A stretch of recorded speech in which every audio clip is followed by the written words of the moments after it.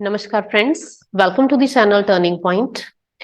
आज की वीडियो में हम एक ऐसा टॉपिक डिस्कस करेंगे जो बहुत सारे लोगों के मन का क्वेश्चन है, weather I should stay in India और आई शुड सेटल अब्रॉड। अगर आप अच्छा खासा अर्न करते हैं but you have more competency, आपके मन में ये बार बार ख्याल आता है या आपको अपॉर्चुनिटी भी मिलती है बाहर जाने की, बट ये डिसीजन लेना कि मैं वहां परमानेंटली सेटल हो जाऊं या इंडिया में ही रहूं, तो ये एक डिसीजन लेना बहुत मुश्किल हो जाता है। तो आज की वीडियो का टॉपिक यही है जिसको हम पूरी डिटेल में डिस्कस करेंगे। इसमें हमने बहुत सारे पॉइंट्स कंसिडर करे हैं जिसके बेस पे आई थिंक ये आपको हेल्प करेगा कि whether I should go abroad और I should stay in India only. तो without any further delay let's start the video.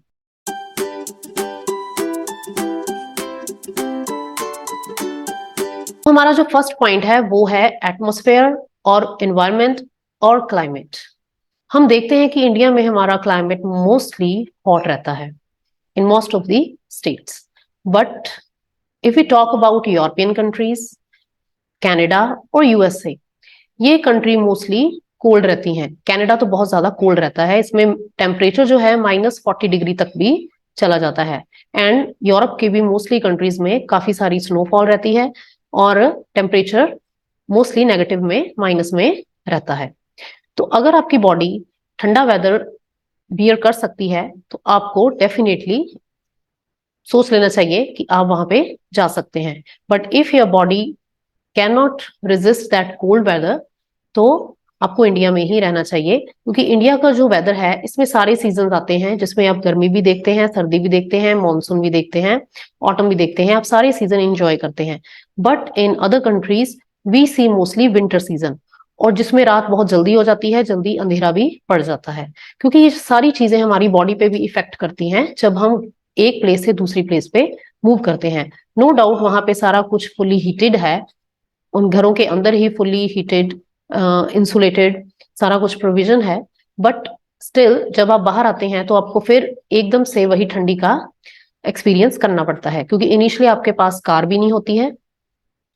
Otherwise जब आपके पास कार होगी वहां जाके, तो कार में भी आप हीटर से उसको टेम्परेचर को इंक्रीज कर सकते हैं।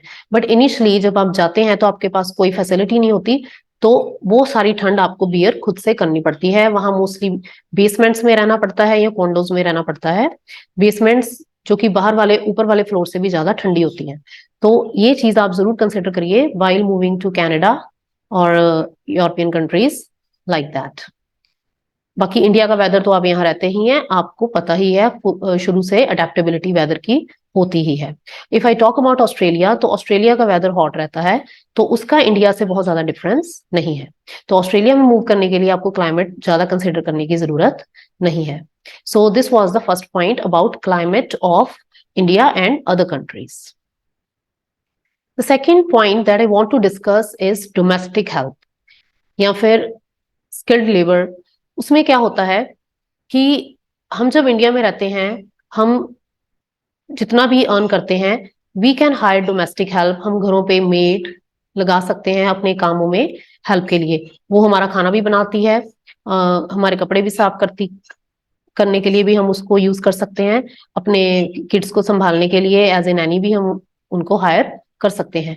बट अब्रॉड में क्या है कि ये जो नैनीज हैं या फिर अदर डोमेस्टिक हेल्प है, क्लीनलीनेस के लिए, यूटेंसिल्स के लिए, डिश वॉशिंग के लिए, उसके लिए आपको हैफ्टी अमाउंट पे करनी पड़ती है। उसका ऑलमोस्ट 1 आवर आपकी सैलरी जितना ही होता है। अगर आप बहुत ज्यादा अर्न भी कर रहे हैं, फिर भी आपको उसकी सैलरी और अपनी सैलरी ऑलमोस्ट सिमिलर सी फील होगी। ये बहुत सारे लोगों से पूछ के, जो इवन मेरे पर्सनल फ्रेंड सर्कल में भी हैं, उनसे पूछ के ये वाला पॉइंट मैंने डिस्कस किया है, क्योंकि ये लोगों के एक्सपीरियंस के थ्रू ही बताया जा रहा है। क्योंकि जिनकी खुद की सैलरी उतनी होती है, उतनी ही पे ऑलमोस्ट उनको अपनी मेड को, डोमेस्टिक हेल्प को भी करनी पड़ती है। तो ये पॉइंट आप जरूर कंसिडर करिए कि इंडिया में हर तरह की डोमेस्टिक हेल्प अवेलेबल है। जब आप जॉब से थक के घर आते हैं तो आपको ऑलमोस्ट सारा काम करा हुआ मिलता है, या फिर आपके बच्चों को संभालने के लिए एक रिलायबल नैनी भी आपको मिल जाती है। बट इन अब्रॉड एक रिलायबल नैनी का मिलना, या फिर आपके सारे काम पीछे से हुए होना, it can be a little cumbersome task. आपको शुरू में तो बिल्कुल खुद से ही सारा कुछ करना पड़ेगा. Actually, there is a facility also. Everything is automated. Like there is a dishwasher and cleanliness के लिए इंडिया की तरह ये mopping वाला concept कम है. They use vacuum cleaners. But still, on the weekends, you have to spend your complete time on cleanliness, dishwashing, and other domestic chores, etc. तो ये point आप जरूर कंसिडर करिए कि बाहर जाके आपको इतनी इजीली डोमेस्टिक हेल्प नहीं मिलेगी.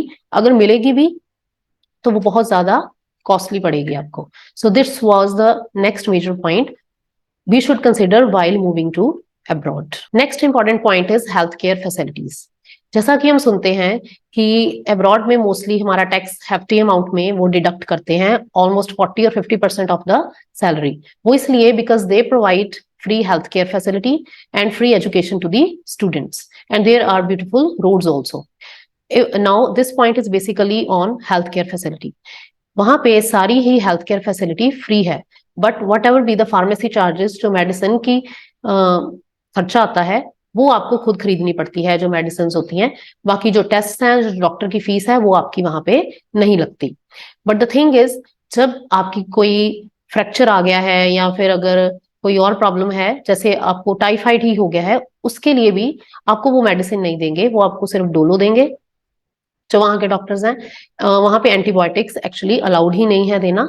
In very rare cases, they recommend you, they prescribe you antibiotics, and you have to bear the entire pain by your own. चाहे उसको हफ्ता लगे ठीक होने के लिए, चाहे उसको 2 हफ्ते लगे, बट आपको डोलो या फिर कुछ ऐसे पैरासिटामोल जैसी टैबलेट्स देके ही अपने आप को ठीक करना पड़ता है. And in case of fracture और सर्जरीज हम देखते हैं, मैंने अपनी फ्रेंड से पूछा है, इवन उन्होंने मुझे बताया भी है, डिस्कस किया है. वो बताते हैं कि हमें 3-4 महीने बाद का टाइम दे दिया जाता है, एक डेट फिक्स कर दी जाती है जिसमें आके हम अपना ट्रीटमेंट करवा सकते हैं. But up to that time you have to bear that pain and all. But in India if we see, अगर किसी को चोट लग जाए, नो डाउट अगर हम गवर्नमेंट फैसिलिटी, सिविल हॉस्पिटल्स वगैरह यूज नहीं भी करते, there is a lot of private facility available, जहां पे एकदम से आपको इंस्टेंट ट्रीटमेंट इमरजेंसी में मिल जाता है. And there are numerous medical insurances also and various government schemes also like Ayushman. उसके थ्रू भी आप अपना ट्रीटमेंट करवा सकते हैं. उसके लिए आपको कार्ड और अपने प्रूफ्स वगैरह प्रेजेंट करने पड़ते हैं, जिसके लिए गवर्नमेंट आपको 5 लाख तक पेमेंट करती है आपके ट्रीटमेंट के लिए, accidental treatment, fracture and all. और मोस्टली हमने ये भी देखा है कि अगर आईज का ऑपरेशन करवाना है, आईज की सर्जरी, डेंटल सर्जरी या फिर stomach, abdominal any surgery like gall bladder surgery, तो उसके लिए मोस्टली फॉरेनर्स इंडिया में आके ही अपनी ट्रीटमेंट करवाते हैं. द रीजन बीइंग, वहां पे एक तो ये सर्जरीज बहुत कॉस्टली पड़ती हैं, they are not free, they have to pay amount for that. They are very costly. Who are not permanent residents or who are not citizens over there, उनके लिए ये बहुत महंगी है, उनको बहुत hefty amount पे करनी पड़ती है, इसलिए वो इंडिया में आके इसकी ट्रीटमेंट लेते हैं. तो ये पॉइंट भी बहुत इंपॉर्टेंट है कि health care facility although it is free in abroad, but in maternity cases it is completely free और वहां पे बहुत ज्यादा केयर भी की जाती है. But in other cases they can be very costly और वो बहुत ज्यादा टाइम देते हैं, जिसके बाद आपकी ट्रीटमेंट स्टार्ट होती है. तो ये पॉइंट आपको जरूर मन में सोचना या कंसिडर करना चाहिए before moving abroad. Now the next point is कि एजुकेशन. हमने देखा है, सुना है कि फॉरेन में एजुकेशन कंप्लीटली फ्री है. Yes, it is completely free up to 10th class. Before the university level, before the college level, the education is completely free in abroad, in countries like in European countries, in Canada or USA, Australia as well. But in India, we have to pay hefty amount for in private schools from pre-nursery class, or before that we have to pay in playways also. But the thing is, वहां पे education अच्छी है, but the level of education highly varies from India and in US or other Canadian countries. Education level में बहुत ज्यादा फर्क है. India की पढ़ाई comparatively tough है as compared to other countries, any other country. India की पढ़ाई शुरू से ही, day 1 से ही, नर्सरी से ही, if we compare the syllabuses of both the countries or all the countries, तो इंडिया का सिलेबस आपको tough feel होगा as compared to other countries. उनके पढ़ाने के methods भी थोड़े different हैं. But if we want to train our child in a specific domain, तो उसके लिए आपको स्पेशल फीस देके उनको ट्रेनिंग के लिए डालना पड़ता है. या फिर अगर आप उनको इंडिया के लेवल जैसी या फिर यू कैन से थोड़ा सा अपर लेवल तक पढ़ाना चाहते हो, तो उसके लिए भी कई बार आपको अपने बच्चे को गवर्नमेंट स्कूल छोड़ के, जो वहाँ के कम्युनिटी स्कूल्स हैं उनको छोड़ के उनको प्राइवेट स्कूल्स में एडमिट कराना पड़ सकता है। इट डिपेंड्स ऑन यू कि आप अपने बच्चे को कम्युनिटी स्कूल में पढ़ाना चाहते हैं या फिर प्राइवेट स्कूल्स में पढ़ाना चाहते हैं। And if we talk about the fees of private schools in abroad, तो उसकी फीस काफी ज्यादा होती है। Otherwise in community school the education is completely free. तो this is the point about education that we need to consider before moving abroad. Next point is career and money. If you are highly skilled, आपके पास बहुत अच्छे skills हैं, तो आपको foreign में job सीख करने के लिए बहुत ज्यादा मेहनत करने की जरूरत नहीं पड़ेगी। आप जल्दी ही इंटरव्यू क्रैक कर लेंगे और आपको अच्छा खासा पे पैकेज भी मिल जाएगा। But if you talk about India, तो आपको बहुत ज्यादा मेहनत करनी पड़ती है to get a very good job इधर इन गवर्नमेंट सेक्टर और प्राइवेट सेक्टर। बट आजकल क्या है, जो सिनेरियो है, जो ट्रेंड है, आजकल इंडियन लोग भी प्राइवेट जॉब ज्यादा प्रेफर करने लग गए हैं गवर्नमेंट जॉब की बजाय। उसका रीजन ये है कि मोस्टली जो हमारी प्राइवेट जॉब्स हैं वो फॉरेन इंटरनेशनल स्टैंडर्ड्स पे ही वर्क करती हैं। वो सारे पर्क्स या बेनिफिट्स देती हैं जो फॉरेन वाली कंपनीज दे रही हैं। Like if you are at good position, तो आपको सारी फैसिलिटी लाइक वेकेशंस भी आपको मिलती हैं।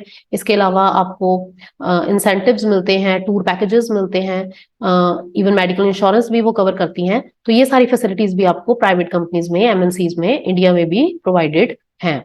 बट इन अब्रॉड ये चीजें तो चलो मिलती ही हैं। Initially you can get very good package and gradually you can move to higher job packages as well. और वहां पे मोस्टली पर आवर के बेस पे आपको पेमेंट होती है, तो उसी के बेस से आपकी सैलरी काउंट बढ़ जाता है।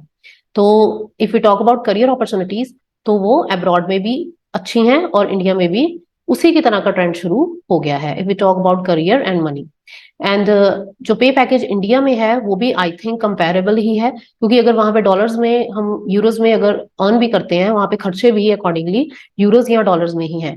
एंड इन इंडिया सिमिलरली हिसाब ऑलमोस्ट सेम सा ही रहता है इफ यू आर इन गुड जॉब। हाँ, अगर कोई बिल्कुल ही पढ़ाई में, जैसे हमने देखा है कि बच्चों का ट्रेंड है यहाँ बिल्कुल पढ़ते नहीं है और फॉरेन जाके वो स्टडी बेस पे वीजा अप्लाई करके वहां जाना चाहते हैं, एंड साइमल्टेनियसली उनको पार्ट टाइम जॉब भी करनी पड़ती है वहां अपने खर्चा निकालने के लिए, तो उसमें भी वो कोई इतने ज्यादा टैलेंटेड या कोई इतने अच्छे पढ़ाई में नहीं हो पाते। Basically that is their motive to go abroad, nothing else. तो उनको कोई ना कोई स्किल्ड लेबर में फिर ट्रेन होना चाहिए वहां पे सेटल होने के लिए, rather than focusing only on the education. That is their only motive to go there. या तो वो सीरियसली अपनी स्टडी फिर ऐसा कोर्स चूज करें जिसको करके उनको डेफिनेटली गुड जॉब मिले, then they can settle better over there. Otherwise अगर पढ़ाई में भी आप कॉम्प्रोमाइज कर रहे हो और साइड बाय साइड आपको 4 आवर्स या मोर देन दैट जॉब में भी देने पड़ रहे हैं, तो it can be a difficult time for you in initial phase. But in India, apart from direct government job और एनीथिंग एल्स, अगर हम कोई अच्छा स्किल एक्वायर कर लें तो उसके बेस पे हम अपना काम ओपन कर सकते हैं। So this is all about career and money when we compare abroad and India. Next point is family. जब कोई फैमिली अब्रॉड मूव कर जाती है, mostly young couples move to abroad in either European country, Canada, Australia और USA. तो mostly वो couple ही होता है और या फिर उनका एक बेबी होता है। तो वो जो बेबी है मोस्टली वो अपने ग्रैंड पेरेंट्स के प्यार से थोड़ा सा डिप्राइव रहता है, फैमिली कल्चर से थोड़ा डिप्राइव रहता है। वहां हम उसको थॉरली प्रॉपरली एक इंडियन कल्चर प्रोवाइड नहीं कर पाते। वो वो mostly we can say that एक हाइब्रिड कल्चर में पलता है, जिसमें उसमें वहाँ उस कंट्री का भी कल्चर है और हम घर पे उसको इंडियन कल्चर उस पे इम्पोज करने की कोशिश करते हैं। तो इंडिया में जो बच्चे पलते बढ़ते हैं, they come in contact with their grandchildren. चाहे हम अपनी जॉब लोकेशन से थोड़ा दूर भी, अपने घर से थोड़ा दूर भी रहते हैं अपनी जॉब लोकेशन पे, पर हमारे पेरेंट्स, चाहे वो गर्ल साइड हो चाहे वो बॉय साइड हो, आते जाते रहते हैं, तो बच्चों की इंटरेक्शन अपने ग्रैंड पेरेंट्स से होती रहती है। और मोर ओवर यहाँ पे domestic help Naini easily available है। मदर लाइक लेडीज भी कुछ हैं जो अवेलेबल हैं आपके बच्चों को संभालने के लिए। बट इन फॉरेन मोस्टली आपके बच्चे कहीं ना कहीं सफर करते हैं अपने ग्रैंड पेरेंट्स से मिलना, या फिर अपने इंडियन कल्चर को समझना, अपनी फैमिली लाइफ को अंडरस्टैंड करना, ये चीजें वहां पे मिसिंग होती हैं। तो ये चीज भी आपको जरूर कंसिडर करनी चाहिए before moving abroad. Next point is better life. अब हम कंपेयर करें कि बेटर लाइफ कहाँ पे है, इधर इन इंडिया और अब्रॉड। वहां पे मोस्टली 5 डेज वर्किंग कल्चर है। 5 डेज वहां पे कंप्लीटली आपको वर्क में पूरी तरह से इन्वॉल्व होकर काम करना ही पड़ता है, सिंसेरिटी से करना पड़ता है। वहां पे ऑनेस्टी भी ज्यादा है, सिंसेरिटी भी ज्यादा है काम को लेके। बट इंडिया में यहाँ पे थोड़े से लोग इंडिपेंडेंस लेते हैं, यहाँ पे इंजॉयमेंट ज्यादा है, थोड़ा सा फन ज्यादा है, और थोड़ा सा वो जो होता है ना कि अ, एक दूसरे की हेल्प कर देना कि कोई बात नहीं मैं तेरा काम देख लूंगा, सब्सटीट्यूशन वाला काम यहाँ पे इंडिया में ज्यादा है। वहां पे मोस्टली ये इंटीमेसी या फिर आपस में एमिकेबिलिटी थोड़ी सी कम है, वहां पे अपना काम खुद ही निपटाना पड़ता है। तो ये थोड़ी सी चीजें फर्क पड़ता है कि हम किस तरह अपनी लाइफ को वहां पे लीड करते हैं। बाकी if you have good contacts तो आपके वहां पे भी अच्छे फ्रेंड्स बन जाएंगे, तो आप वहां पे भी अच्छा कर सकते हैं। And mostly they enjoy at weekends, Saturday Sunday.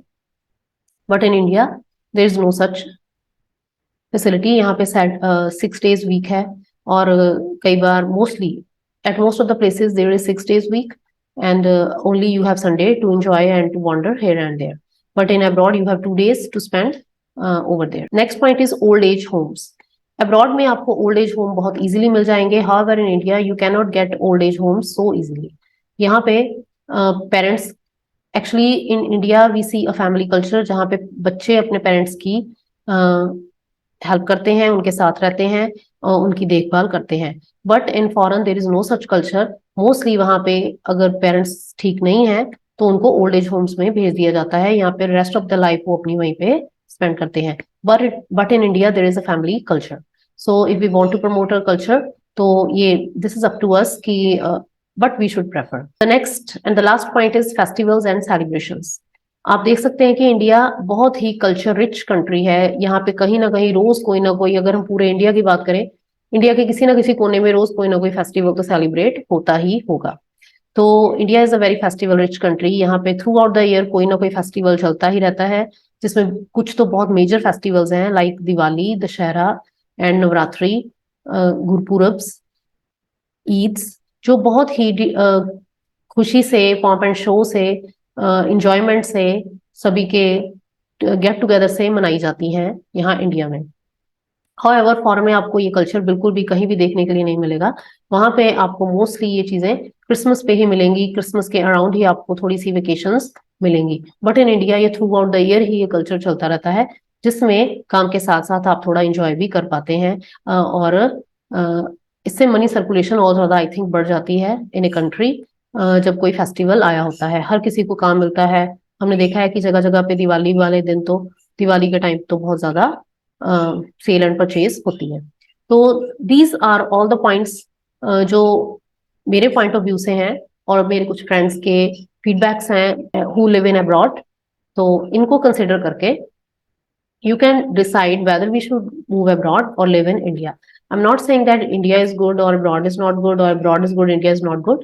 That is up to you. That is up to your instinct कि आपका दिल क्या कहता है, आपको कहाँ रहना है, कैसे रहना है, ये फाइनली आपने ही डिसाइड करना है। But these are the points that we should consider before moving abroad.